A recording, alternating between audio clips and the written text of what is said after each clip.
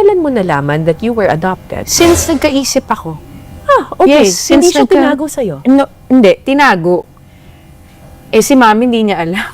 Hindi niya alam. Alam ko na nababasa ko sa dyaryo, mga ampon ni Nora, and then the drivers and the helpers would say, putok sa buho, ampon, ganyan. Ampon ka lang naman ginaganon. So there was one time, sinabi ko sa kapatid ko, kay Kiko, mo kung ano ampon ka lang narinig ni Ate Lot. Nung narinig ni Ate Lot, sinimulan na ako. 10 years old yata ako. Sinabi na ni Ate sa akin. At sinabi niya sa iyo yun? Sinabi niya bandang 12 na ako. She felt like it was time. Tinawag ako and then she said, alam mo ikaw, sabi niya, anak kita.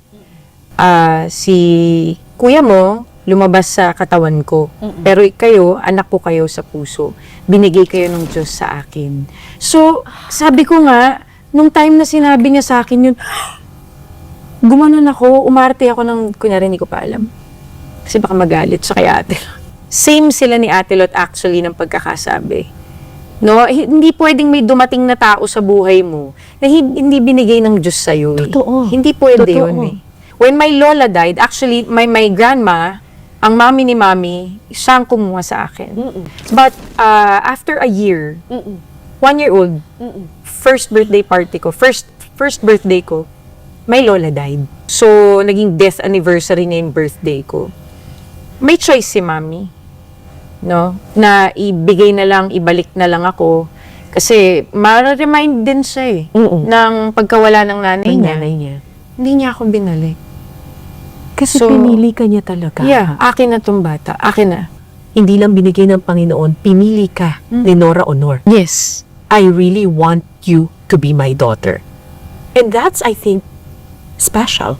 Super. Kasi nagustuhan ko siya because, I'm praying for a man who loves God more than anything else. And even more than you. Oh, yes, yun. Natutuwa ako na hanggang ngayon, Han, ayun pa din. And nag-thrive yun. You are my answered prayer. You are my God's best. And until now, gusto ko pa rin siyang makasama habang buhay. Meron akong nakilalang mayaman na TV host. Okay. Na bading. 15 years old ako.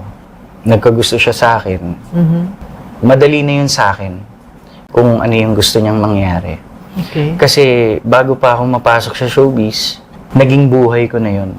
If I'm not mistaken, 6 or 5 years old, dun sa isang iskinita sa tramo, hinatakpo ako ng isang bakla. Tapos, ginamit niya yung katawan ko. Wala naman ako sinabihan na gano'n. Hindi ko naiintindihan na ano pala yun, child abuse pala yun. Pwedeng ano pala yun, krimen pala yun. Pero, nagtuloy-tuloy yung buhay ko. May love life pa ako. Ngayon, wala.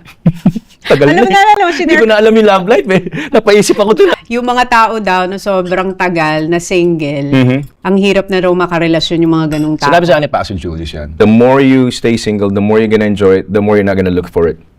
So ngayon, hindi ka na 13 looking? years? Di nga. Yeah.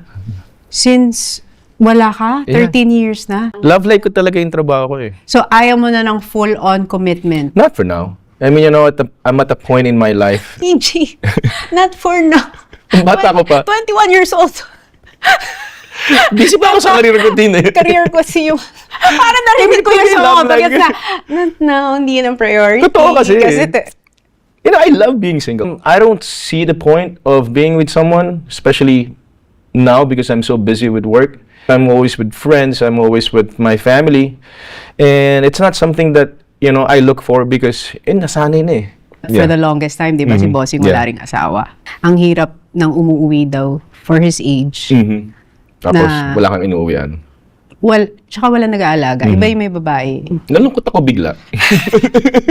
Di ba? Nalungkot After ako nito, bigla. may realization na si PJ, na-realize niya after our conversation, mag-aasawa Maghahanap na ako.